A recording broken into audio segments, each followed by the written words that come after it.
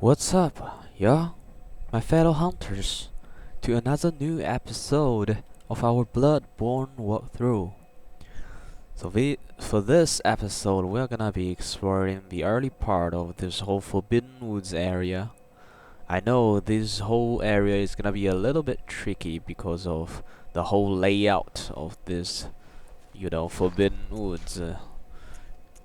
In terms of aesthetics, it's just very difficult to tell each swath of land apart from one another. So just follow closely where I'm going, and notice that I changed my gear to further gas points there, because that one will provide us with a higher resistance to poison damage. That also implies that the enemy in here is gonna be dealing poison damage. And be mindful of that this pile of wood. There is gonna be a trap over there. Pretty sick joke pulled off by Miyazaki as usual. Over here, let's just stick to the right first. Get your parry off him and a visual attack. Okay, we are gonna go from behind to the front. That's why we were sticking to the right. Just take out this torch guy first. The reason why we go from behind to the front is because those guys were throwing oil urn at us. It's gonna be quite a pain in the dick if we were to just, go into the other route. I will show you the other route.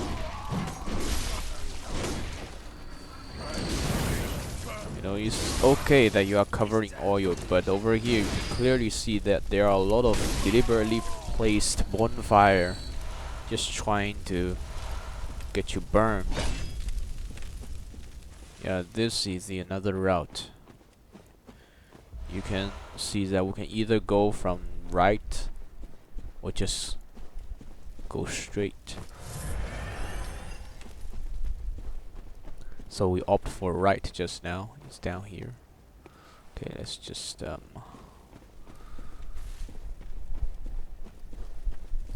keep us to the normal route. Okay, down here there is gonna be a crossroad. Over here there's an item to be picked up, and there is a small alleyway over here. There is a crystal lizard, and there are a couple of crows around it.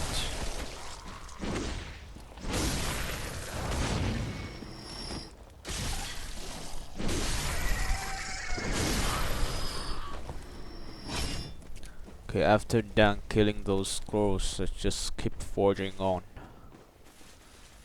And there will be another 2 ways to go about here. Just don't go that way. You can see there is growing red light over there. That is a one-way route. Once you go there, you can't go back, turn back, because the ground is gonna fall apart as soon as you step on those planks. So we are opting for our right route. Some beast blood palette.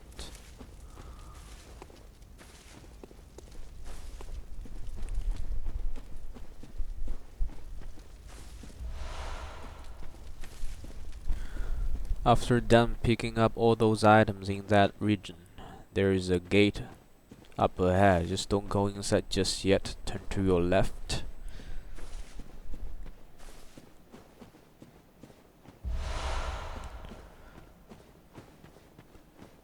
There is a wooden heart down here, and there's an NPC to talk to. This NPC will appear in your very next location where you can find an NPC, using those lamp to indicate that there is actually an NPC there. So in those kind of spots, the very next spot that you find the next NPC, it will definitely be him after you beating up Vicar Amelia. And he will give us the stone which will allow us to be transported to an optional area in this game through the grabbing of amygdala. But this amygdala is gonna be the second amygdala that we met.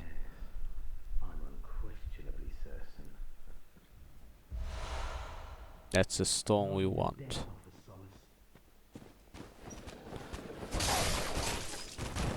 And there are a couple of dogs down here.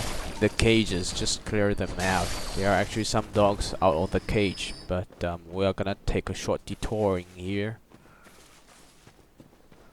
What lies ahead of us is gonna be a large pool of poison swamp, and they are giving us antidote so early on over here. That's a reason why. There are a couple of giants in the poison swamp, but we are not gonna tackle with them. It's just a very unconducive spot, you know, to deal with such a large-sized enemy. And pretty tanky still. And in this kind of environment, you will also see a lot of worms crawling inside those poison swamp. Just ignore them for now. They are pretty deadly.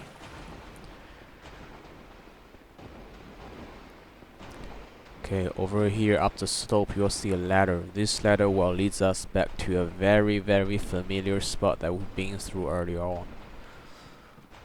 And once you reach the top, you just can't help just stare in awe into the sky.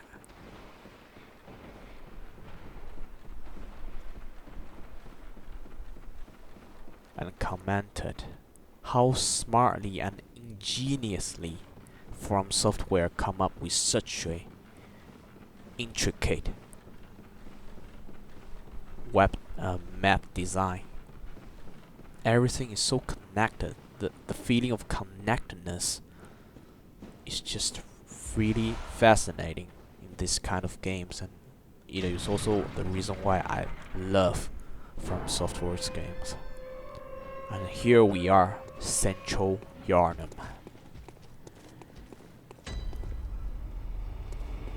I mean, after all those, how the fuck did they lead us back to this spot?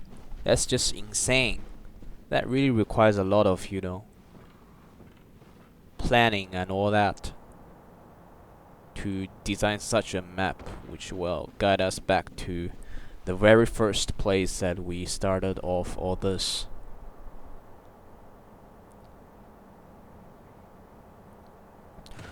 Okay, we're now gonna tackle that poison swamp area. Actually, that area above us is still not yet being explored fully. We just go there, you know, to open a shortcut. We'll come back to that later. Okay, down here, just stick to your right first. And there are some items in the middle of this whole poison swamp. Just pick them up as you see fit.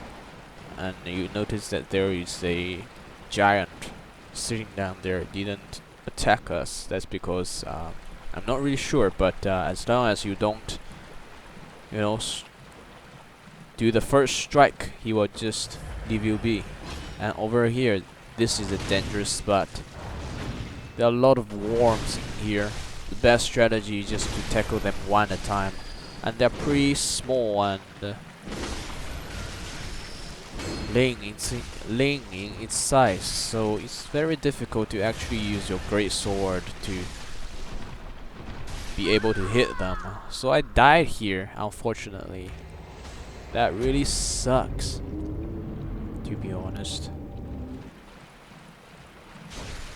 So on my second attempt, let's switch to my straight sword.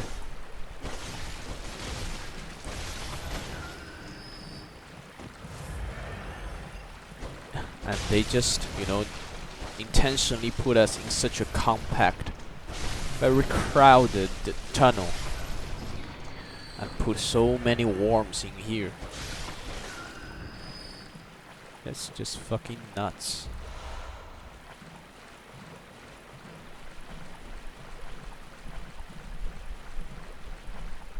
And that's it for this area. It's time to hop back and explore that Forbidden Woods.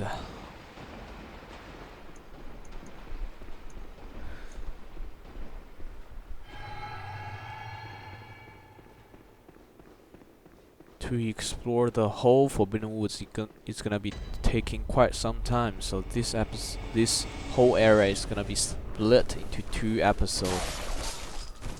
You know, in order to just make sure that you guys pick up everything. Okay, up the ladder, there's gonna be another new garb that we can pick up in here. Is another church set.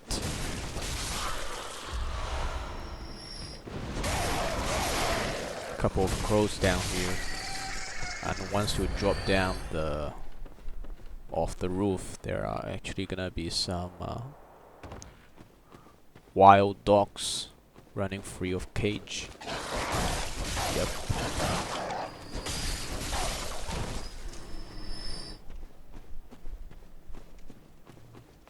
And in here, this is technically not a shortcut, and this is originally opened, but they just placed there for no reason. The reason why I decided to make such a fuss, you know, of going in such a big circle around here is because of this snatcher. It's better you just sneak up on him and crap. For some fucking reason, I just attracted his aggro. I think the best strategy over there is just to use your great sword, because it has a longer reach, so you don't have to stand so close to him, and then you can still backstab him.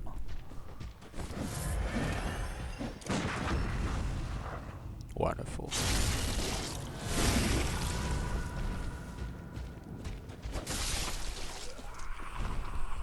There he goes down. Over here, there's gonna be a rooftop area. There are a lot of enemy, you know, down over there trying to throw molotovs at us. The reason why we decide to explore this area first instead of going through that gate is because yeah, after we died, because there is a reloading of the whole scene, the NPC actually changed back to its original NPC.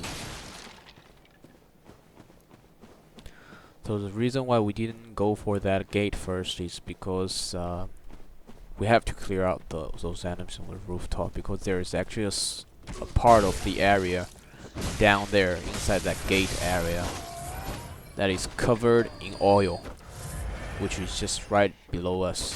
If we decided to go through this part of the area first, those people up above is gonna throw molotovs at us, and coupled with those oils in that area, we're gonna be burned alive. So it's better, you know, just to kill those enemies up above first. That will make things much easier later on.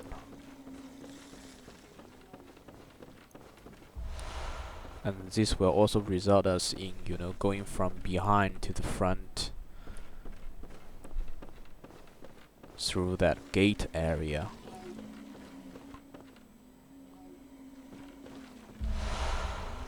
Molotov cocktail. You can see in this area, by the color of this whole terrain, we are covered in oil, right? So that's why we decided to kill those enemies above us first.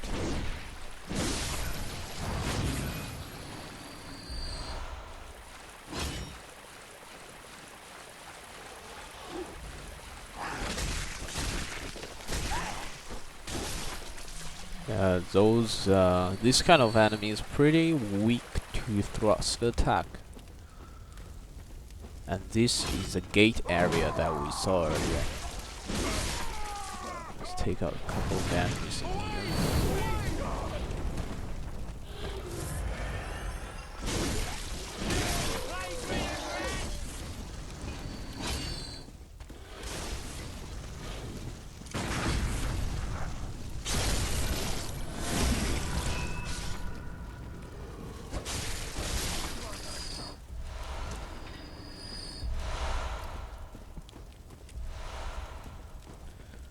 You can you notice that there is a pile of woods in the middle of this whole area. That's actually a trap. Once you step on it, it will fall down, but there is actually a ladder for you to climb up. There is nothing down there. Just some crows and item. Item that is not of much worth. But still, we'll go down there just to show you guys how it works. Notice that there is actually a lot of gap in between those builds, so it's better for you, you know, just to go from behind and take a look at it instead of just going off.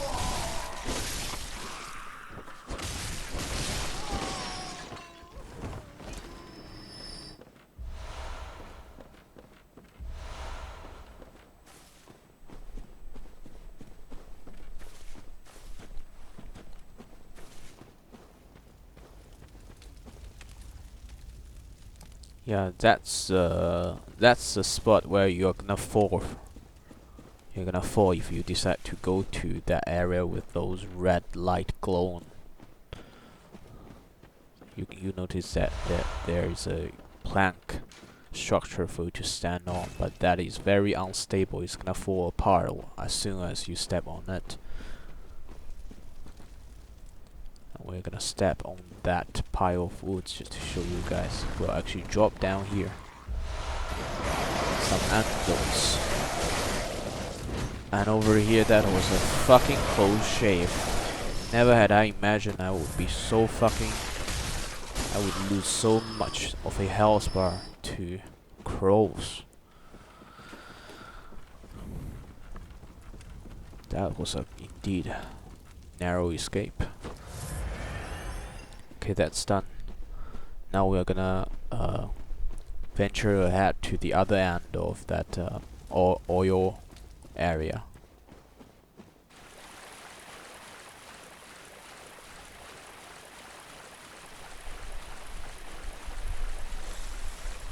Okay, in here, first off, turn to your left. There is actually a Wolverine. Yeah, just be careful of his combo. This one is alright, but later on, this area still there is another Wolverine, which is much ferocious and fierce with his combo. So once he lays his combo on you, you are basically dead. Okay, that's a shortcut we saw earlier. And this leads us back to that whole area with a pit in the middle of the whole thing.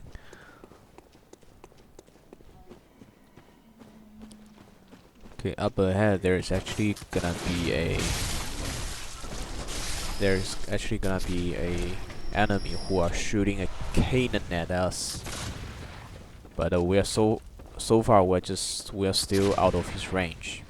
Later on, once we come into his range, just be a bit more careful and don't stay outside for too long.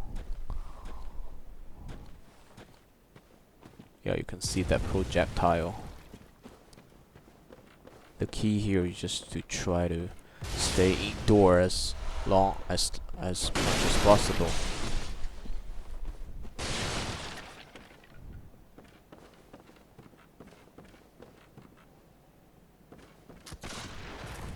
Run straight to the opposite hut.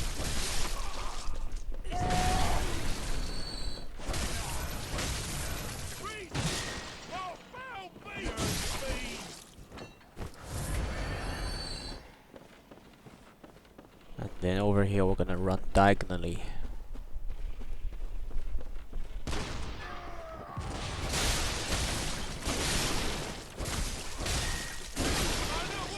And after that, as soon as we go out, turn to your right and go straight for that enemy who are controlling this whole cannon. Who are operating on this cannon. Okay, once he's down, we can just safely explore this whole area. And this is the guy I was talking about. Once he gets his hand laid on you, you are basically fucking dead. If he decided to pull off his deadly combo.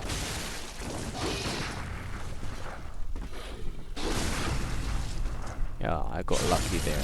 If I didn't pull off this gun parry, I was certain dead. I can see that was a starting position of his starting move of his upcoming combo.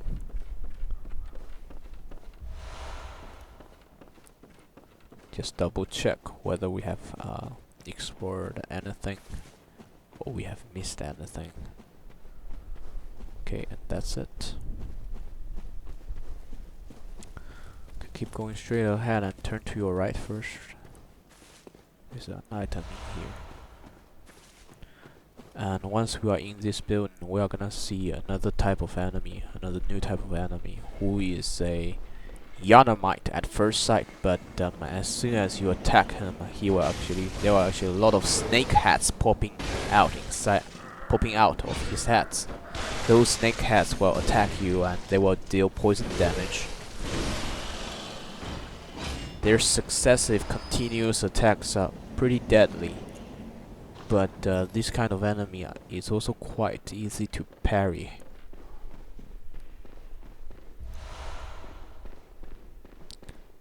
Okay, down here is a shortcut that we will open next episode. Yeah, after we finished exploration of this entire area first. This entire area we're gonna leave it to the next episode. Yeah, just be careful with that grab. You can also, build up your poison meter. But lucky that we have changed our gear to for the Gascoignes set earlier.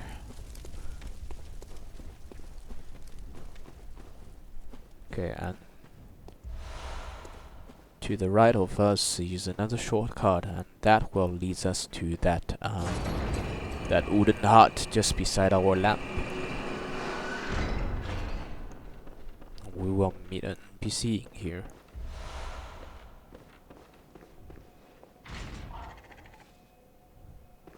You can see our lamp is right there. Let's go inside and talk to this NPC first. Ah, a new face, are you? And an accomplished hunter, it would appear. I am Volta, master of the League. Members of the League cleanse the streets of all the filth that's spread about during the hunt. Like any half-decent hunter ought to, you know? Haven't you seen enough of these wretched beasts? Freakish slugs and mad doctors. Sentence these fiends to death with the help of your League confederates.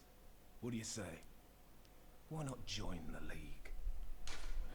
Yes. And this is the very first covenant we are gonna be bound to, so it will provide us with extra more summon size in certain bosses fight, and it will also give us a special rune that we can equip with, but this rune that he was giving us is actually not that good unless you be playing PvP, but PvP is basically non-existent in Bloodborne since it's already been 7 years past since the game release, so that rune is actually not that useful, but it's better than nothing for the moment. And that is actually another special quest line. He is actually asking us to, crash vermins, but vermin, for you to get vermin, or for you to, meet vermin, you have to go into DLC area, which we will be dealing with much later in the game, at least after we finished the base game.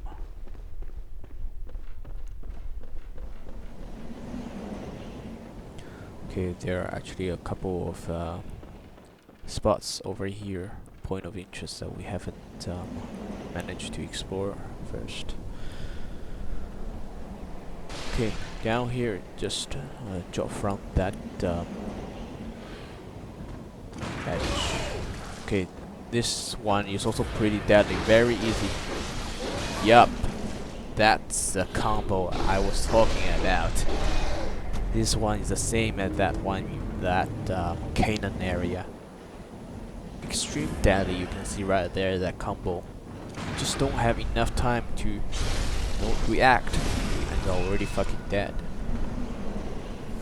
You will just get scared, staggered by his attack.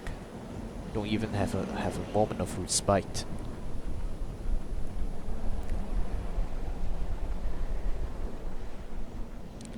Okay, up the ladder you can see that there is a shining item up ahead of us. This is gonna be a weapon, is it? I know we are gonna be picking up Canaan in this whole area. And down here we're gonna meet another NPC.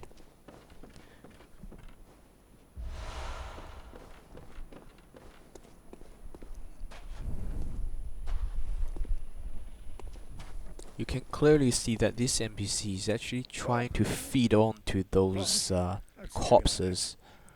On a night like this, I took you for a monster. Well, thank the stars, you're fairly normal.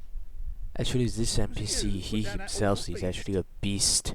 If you decided to attack him here and trigger his aggro towards you, he will turn into a beast, and you guys will just fight. And once you defeated him, he would drop another beast ruin that you can pick up.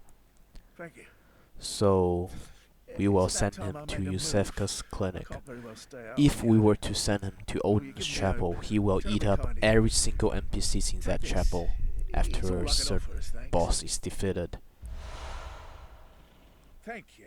So that is what we want. I can't very well stay out on my own.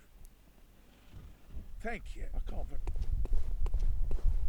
And that's it from him. He's basically dead if we send him to Yusefka's clinic. Without a hard fight, we can pick up that beast rune in the foreseeable future. And that's a Canaan that we just picked up right there. To use Canaan, it's gonna require you quite a lot of bullets. I remember it's 10 to 12-ish, but the damage wise it's actually quite enduring. But I still don't think that's gonna be a good trade-off, because this kind of main firearms are not gonna help you gun parry your enemy. So firearms in Bloodborne is mainly just used for gun parry purpose. That's it. We are basically done with the early part of this whole Forbidden Woods area. For the next episode, we're gonna be exploring the other area just across that bridge. That area is really a fucking disaster, a nightmare, a fucking labyrinth.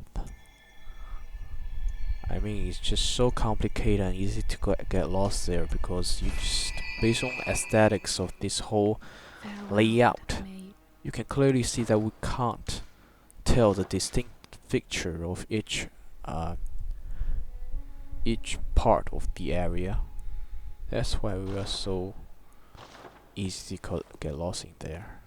And that's it for this episode. We will see you in a minute, my fellow hunters.